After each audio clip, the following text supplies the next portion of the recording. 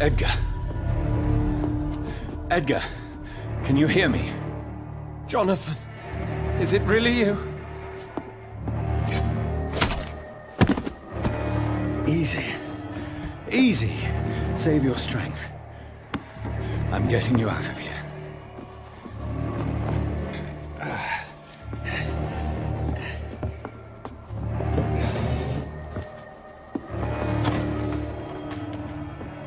Don't try to spare me. As a physician, I know all too well when it's too late. Punctured lung, broken ribs, and internal bleeding. An accurate diagnosis, wouldn't you say? Edgar, what happened? They wanted me to confess. Beat me black and blue. Geoffrey McCullum ambushed me at the Pembroke Hospital. He was convinced you and I were responsible for the Skal epidemic. I never imagined that self-righteous fanatic would dare to attack us in the open. What became of him? I put him in a somewhat delicate position when I made him an immortal. Really? You sure that was the wisest course of action? Time will tell. The most intriguing part of his accusation was that you and I were the pawns of some ancient vampire. William Marshall. Yes, they tortured me to make me confess the same nonsense.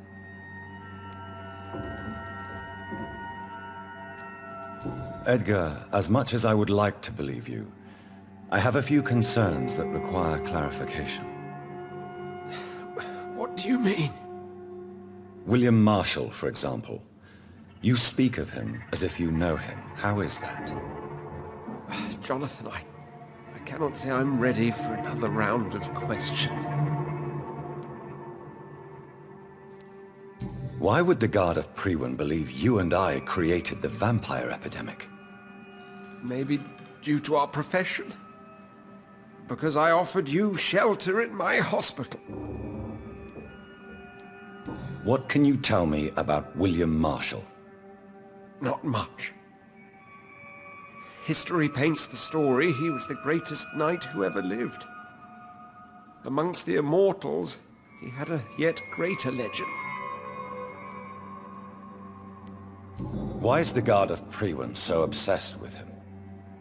He was the only ancient vampire to escape the first great hunt launched by the Guard of Priwen in 1854. They believe he's an evil creature plotting his return. Why would he deserve such a reputation? I cannot say. The Brotherhood of St. Paul's Stole has next to no intelligence on him. All I know is that he's supposed to be the oldest of all the British vampires. While investigating the epidemic, I read some of McCullum's findings. I think you have some explaining to do. I have nothing to hide, Jonathan. Nothing at all. Do you know Doris Fletcher's real name? No, I'm afraid not.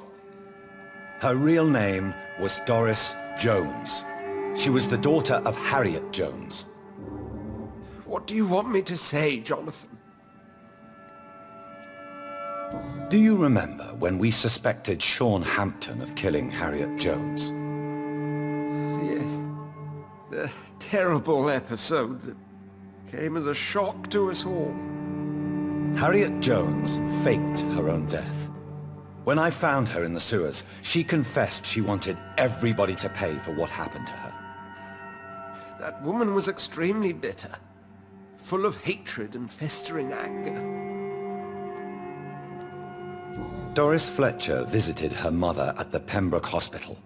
That's how she first got infected. I know nothing about that. Miss Fletcher once came to visit the sick. That is all I know. No, Edgar, there is more. Doris Fletcher was Harriet Jones's daughter. They exhibited the same symptoms: blind hate and strong physical mutation. What does this sad story have to do with us? Do you know where we are? Doris Fletcher's theatre. This is where that hateful creature plotted to spread the epidemic across London. I only briefly met Miss Fletcher once when she visited the Pembroke Hospital. You say it was to see her mother. She seemed like such a sweet and graceful woman. My point exactly. The disease turned her into a bitter soul, driven by vengeance just like her mother. A symptom of all the infected patients. Certain diseases are known to produce similar effects. Rabies, for example. And rabies is not the devil at work. Come on, Edgar. Don't you see the pattern here? The epidemic, the link between Doris and Harriet, the suspicion of McCullum? How could I? I never saw Harriet Jones again after she fled the hospital. Doris and Harriet shared more than a hidden family bond. They were the embodiment of the epidemic and are linked to the Pembroke Hospital. Come on, Edgar, this is no coincidence. I swear I'm at a complete loss. All I did was administer vampire blood to cure old Harriet. There was no evil plan, no diabolical plot. You did what? I tested the regenerating and healing properties of vampire blood on Harriet Jones. My only intention was to find the cure for influenza, I swear. Whose blood did you use? William Marshall's? Mine? Lady Ashbury's. While transfusing her with human blood, humanely appeasing her hunger, I also kept samples of her blood for my research. You used her blood on Harriet Jones? My God, Edgar, that's unethical. You betrayed 2 of your patients at the same time. How dare you judge me? Must I name the alarming list of your victims? We are both deceivers. But at least I know I'm a monster. You have worked beside me. You saw what I'm doing at Pembroke Hospital. Jonathan, you know I'm not an evil soul. Just another victim of this tragedy.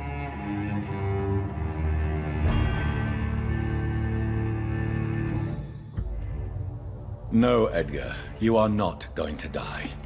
Unless you want to. What do you mean? I can save you, Edgar. I can turn your broken body into one like mine. You truly would? After all I've done, after all that's been said, you would offer me this gift? I have no way of knowing which punishment would be worse, Edgar. But it is not for me to decide. So? Oh, please, Jonathan, please. I beg you. This is what I've always wanted. This is what I've always searched for. Very well, then.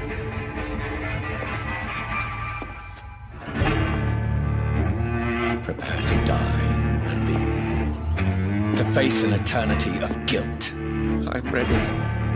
Oh, indeed, I am ready.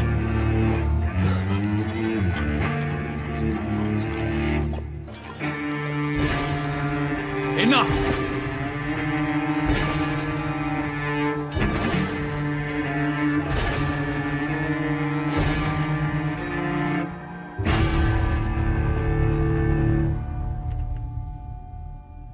Jonathan, my dear, I can never thank you enough. Thank me for what? You're nothing but the prince of a fallen kingdom. Pembroke is a graveyard, littered with corpses and skulls. Indeed, but is it not your own doing, Jonathan? How could it end, truly, when you have plunged your fangs into so many throats hereabouts? What about the Brotherhood? Will they eject you? I remain a member. I have information to provide now. Intelligence from the other side, if I may say so. They won't banish you. Not so long as I behave. Have you news of Geoffrey McCullum? I'm sure both of you would have quite an interesting discussion after recent events. He left the hospital without being treated for the severe beating you gave him. We'll meet again soon enough. Does not the prospect of meeting him as a vampire thrill you? The two old enemies reunited post-mortem. Maybe we could even share a glass of wine. I really don't know if he will accept his condition. He has spent his life beheading leeches, you know. What will you do now that you are immortal? Experiment, my dear colleague. I have an eternity to make scientific progress. I could be the only scientist able to undertake extreme experiments upon himself. My God, Edgar! Did you learn nothing from your forays into folly? I have, I swear. No more experiments on mortals. See?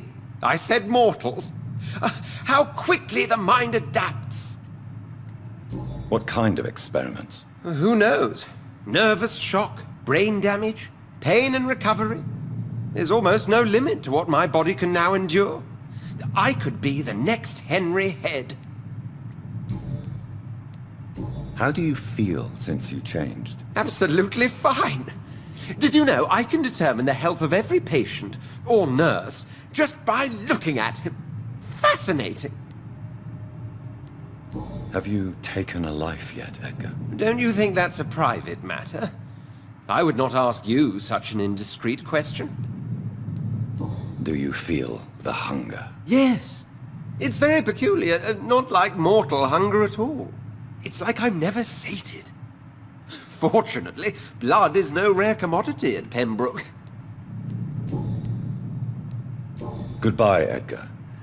I'm certain we'll meet again.